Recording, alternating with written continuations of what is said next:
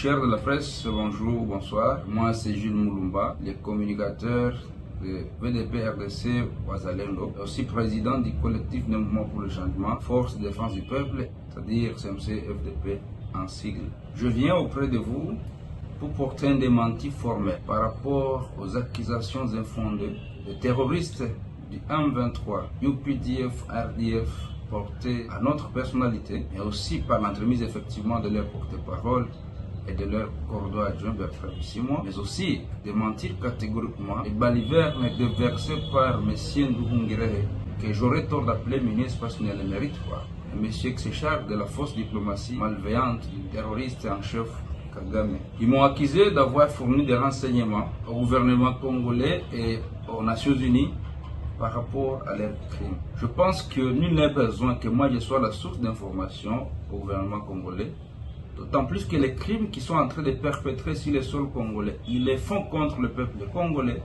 qui sont censés avoir des canaux de communication à la plus haute hiérarchie. Ils ont massacré à Kishishi, ils ont massacré à Bambo, ils ont massacré à Bukombo, ils ont massacré à Rugari, ils ont massacré à Jomba, ils ont massacré un peu partout. Ils sont allés même jusqu'à battre les avions de la MONUSCO dans les hauteurs du groupement des Jomba. Ça c'est connu.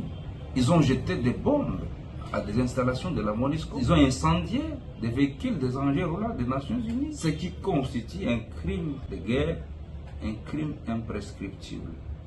Et donc, s'ils agissent de cette manière à l'égard des Nations Unies, qui jouissent, n'est-ce pas, des immunités internationales, qu'en sera-t-il pour le bas peuple de chez moi, Rugari, Bukombo, Bambo, Akishiche et que sais-je encore?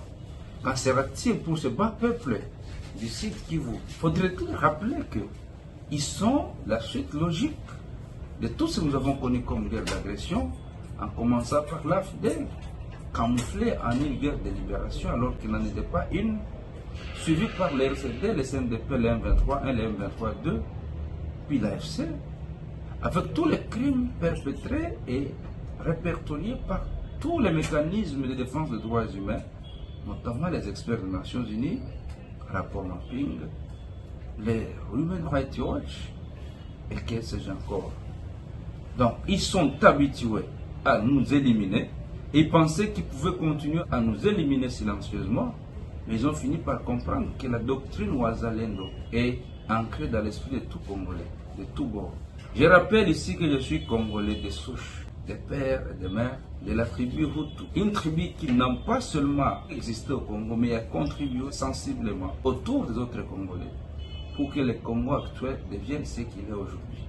Là, je cite Monsieur Sa Majesté les Daniel, de reste-mémoire, chef coutumier de la chefferie de Boucha, autrement appelée chefferie de Bahutu, dans les territoires de Rutshuru, qui conduisit la toute première délégation qui partit en Belgique pour poser les jalons à la table ronde, cette délégation dont faisait partie Patrice Emery Lumumba. Ce qui donnera la chance aux dignes fils de Rutshuru, de ma communauté, de faire partie du tout premier gouvernement de la République démocratique du Congo, à l'époque République du Congo, Kinshasa, avec M. Marcel Bissoukio, le tout premier ministre du gouvernement Lumumba chargé du commerce extérieur, avec Gervais Bahizi comme le tout premier ambassadeur de la République démocratique du Congo au